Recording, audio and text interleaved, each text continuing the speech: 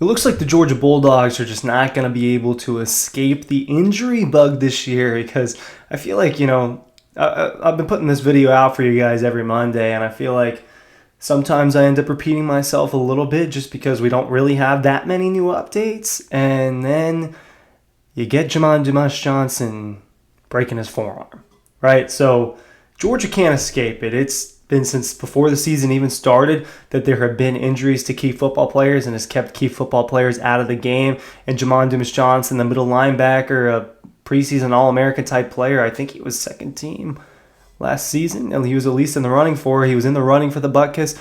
Look, he's an impact player, and there's a reason why he's the starting middle linebacker for the University of Georgia. There are reasons for these things, and he is... Look, out indefinitely. I don't know how long it's going to be. I think that they're going to attempt to try to get him in there sooner rather than later with a cast or a deal like that.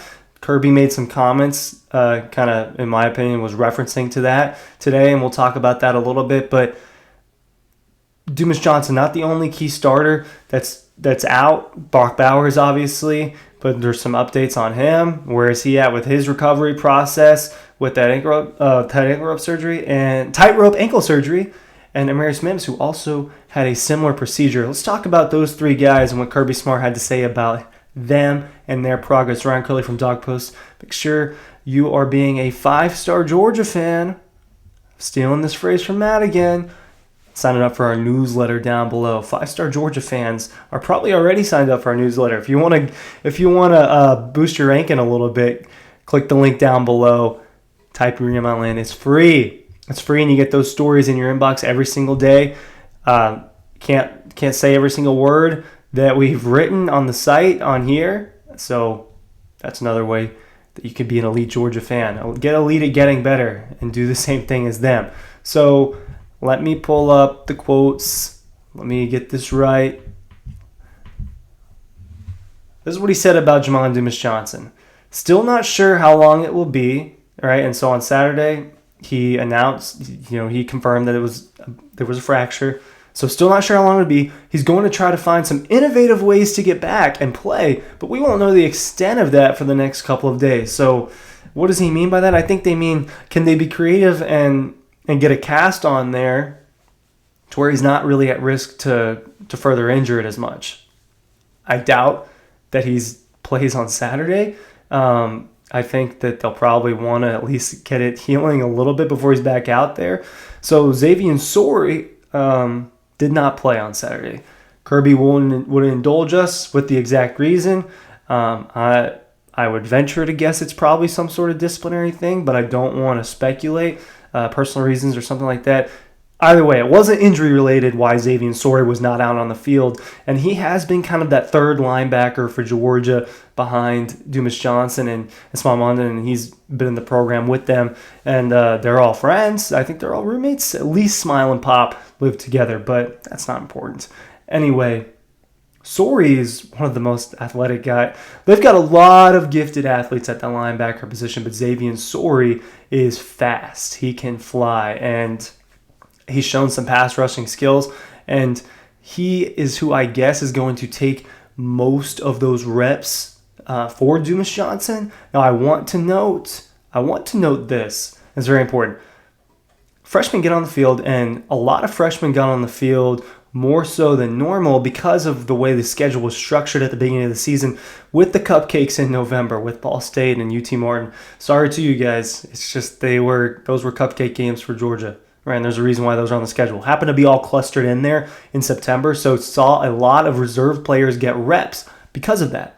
C.J. Allen, Raylan Wilson, those two freshman high-level inside linebackers have gotten out there. C.J. Allen more so than Raylan Wilson, and C.J. Allen's a guy that in some of these games has just straight up rotated for Dumas-Johnson during significant points in the game, not just garbage time.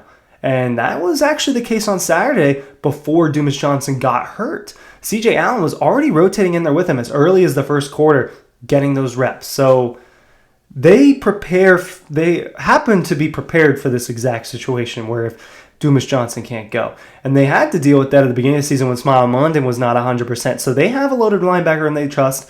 They've got Zam Sor, another older guy, so it's not just freshmen replacing Dumas-Johnson. I don't think this is season ending for Pop. I think that he will be back at some point, especially if they can find a way to get around some things and get him out on the field with some sort of cast. So I don't think it's season ending for Pop. And I just wanted to make sure you guys knew they were already rotating those players. They feel good about what they have in that linebacker room.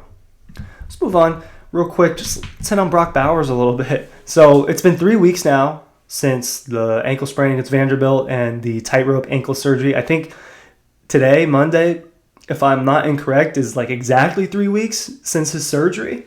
And he's recovering quickly.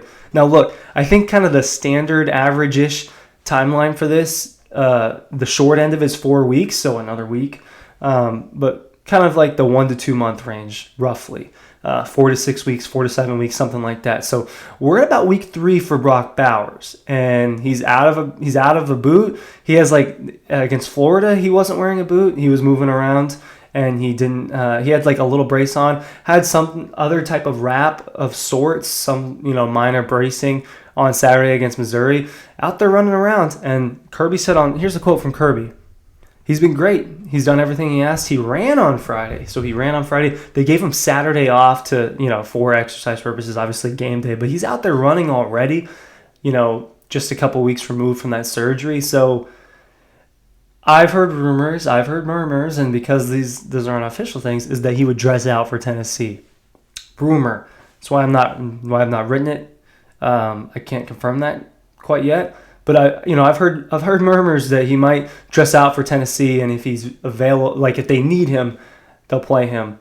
I think we're kind of looking at probably Georgia Tech would be my guess for when we see Brock Bowers take a snap. That would be my guess. And Georgia's obviously in good position to make it to the SEC championship game. I think that's confirmed if they beat Ole Miss this week, and I would have a hard time seeing Brock Bowers not be out there for the SEC championship game.